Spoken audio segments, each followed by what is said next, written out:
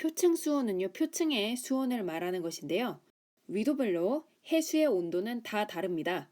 지금 그림을 보시면 적도로 갈수록 온도가 높고 그리고 극지역으로 갈수록 온도가 낮은 것을 볼 수가 있는데요.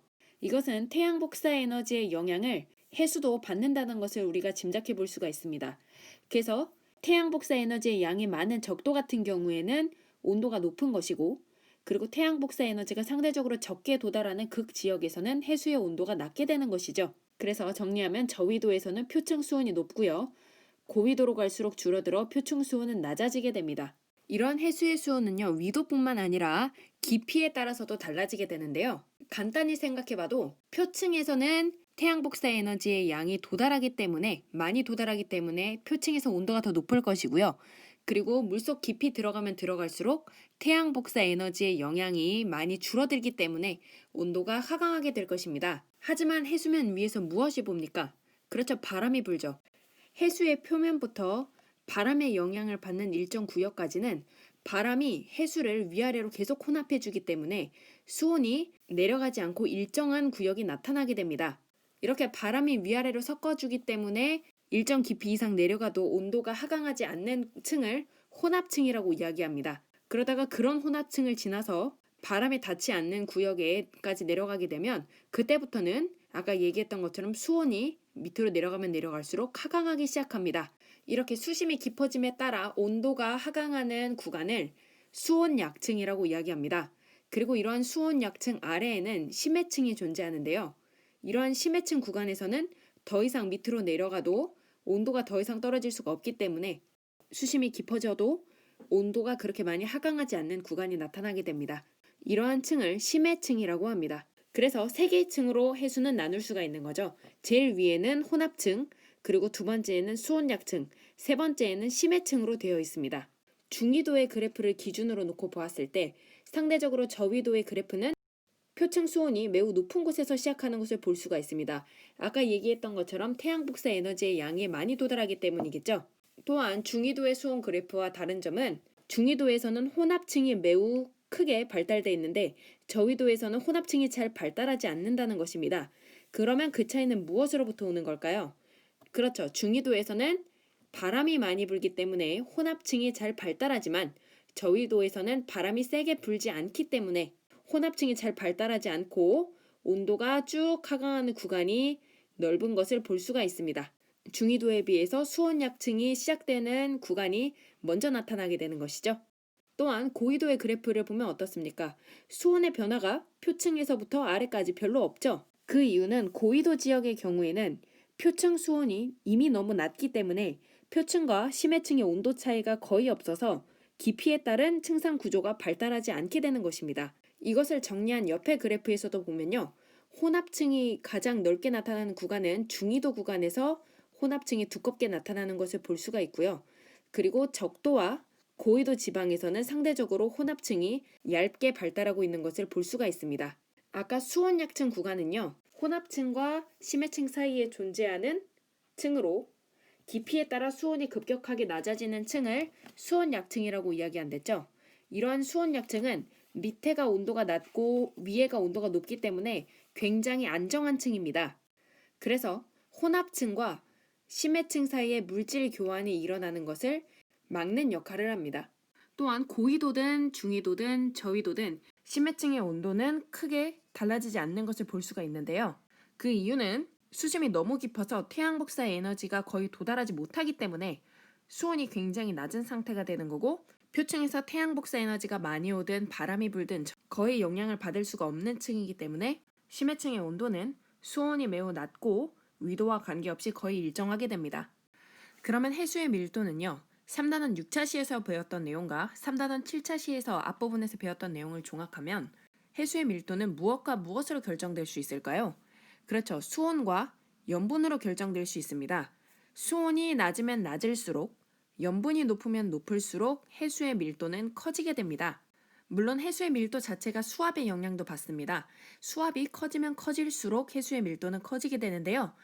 일반적으로 해수는 거의 압축되지 않기 때문에 압축에 의한 해수의 밀도 변화 정도는 매우 적다고 이야기할 수 있습니다. 그러면 수온 변화부터 먼저 밀도에 어떤 반영을 주는지 생각을 해보면 혼합층에서는 온도가 일정한 구간이 나타난다고 했었죠. 바람 때문에. 그리고 수온 약층에서는 더 이상 바람의 영향을 받지 않기 때문에 밑으로 가면 갈수록 온도가 하강하게 된다고 이야기했었습니다. 그러다가 더 이상 온도가 하강할 수 없고 매우 깊은 층에 도달하게 되면 온도가 일정한 구간이 나타나게 되는데 이를 심해층이라고 한댔죠. 그리고 염분 그래프를 보시면요. 혼합층에서 마찬가지로 일정했다가 점차 염분의 양이 수온약층에서 증가했다가 심해층에서는 일정해지는 것을 볼 수가 있습니다. 마찬가지로 혼합층에서는 바람이 위아래로 섞어주기 때문에 염분의 변화가 별로 없는 거고요. 심해층에서는 나중에 4단원에서 배우겠지만 고위도에서 물이 얼면서 주변으로부터 염분이 빠져나가기 때문에 물이 짜지고 그리고 고위도기 때문에 온도가 낮은 해수가 아래층으로 하강해서 전 세계의 심해층 쪽으로 이렇게 내려오기 때문에 심해층에서는 염분이 높은 편입니다. 결국 정리하면 혼합층에서는 염분이 낮고요. 그리고 심해층으로 가면 갈수록 온도가 증가하는 수온약층이 나타났다가 그리고 심해층에서는 염분의 변화가 크게 나타나지 않는 구간이 나타나게 됩니다. 그러면 혼합층과 수온약층과 심해층 중에서 밀도가 가장 작은 곳은 어디겠습니까? 그렇죠. 혼합층에서 밀도가 가장 작겠죠. 그리고 심해층에서 밀도가 가장 크겠죠. 수온이 낮고 염분이 높기 때문에.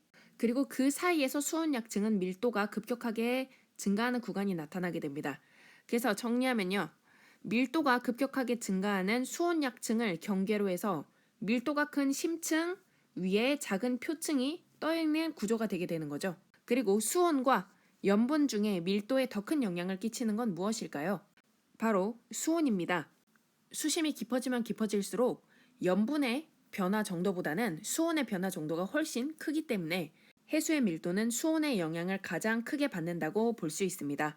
그래서 앞서 설명했던 것처럼 해수는요, 수온과 염분에 의해서 밀도가 결정되게 되는데요. 수온과 염분 등의 특성이 비슷한 해수 덩어리들을 수괴라고 이야기합니다. 그래서 이렇게 특정한 조건에서 형성된 수계 같은 경우에는 다른 곳으로 이동해도 수온이나 염분과 같은 고유의 특성이 계속 유지되는 경우가 많이 있는데요. 이러한 수계가 어디로 이동했는지 분석할 수 있는 표가 바로 이 수온 염분도입니다.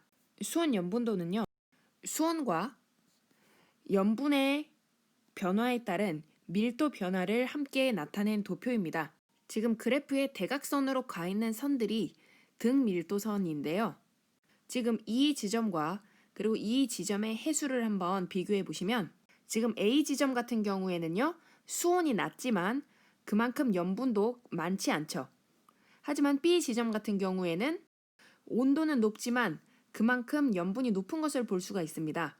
그래서 A는 염분이 낮은 대신 수온이 낮고 그리고 B 지점 같은 경우에는 수온이 높은 대신 염분이 높기 때문에 A와 B에서는 같은 밀도가 나타날 수 있다는 거죠. 그래서 A와 B 지점에서는 같은 등밀도선 위에 위치하고 있기 때문에 같은 밀도가 나타나게 되는 것입니다. 그리고 수계가 A 지점이 있고 그리고 어떤 수계가 B 지점이 있는데 이 두 개의 수계가 혼합됐다고 하면 어떤 성질을 나타내게 되겠습니까? 그렇죠. 이 두 개의 수계 자체는요. 온도가 두 개가 비슷한 것을 볼 수가 있습니다. 그럼 두 개가 섞인다고 해서 온도 자체가 크게 달라지진 않겠죠. 하지만 염분의 양이 B가 더 크고 A가 적죠. 그러다 보면 두 개가 섞이게 되면 이 중간적인 성질의 밀도를 가지게 될 것입니다. 이 그래프는 이런 식으로 분석해 볼 수 있으면 되고요. 지금 이 수분 염분도에 그려져 있는 이 초록색 그래프 같은 경우에는 특정 해수가 깊어지면 깊어질수록 밀도가 어떻게 변하고 있는지를 보여주고 있는 그래프입니다.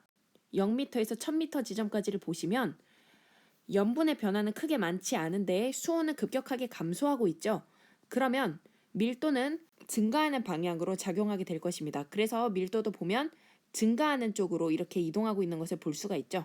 그리고 1000m에서 3000m 지점에서는요. 온도의 변화보다는 염분의 변화량이 크죠. 그러다 보니까 현재 밀도가 또 마찬가지로 증가하는 방향으로 가고 있는 것을 볼 수가 있습니다. 하지만 3000m에서 4000m로 갈 때는 온도는 내려가고 있지만 하지만 염분 자체는 감소하고 있기 때문에 밀도의 변화량은 그렇게 크지 않는 것으로 보여지고 있습니다.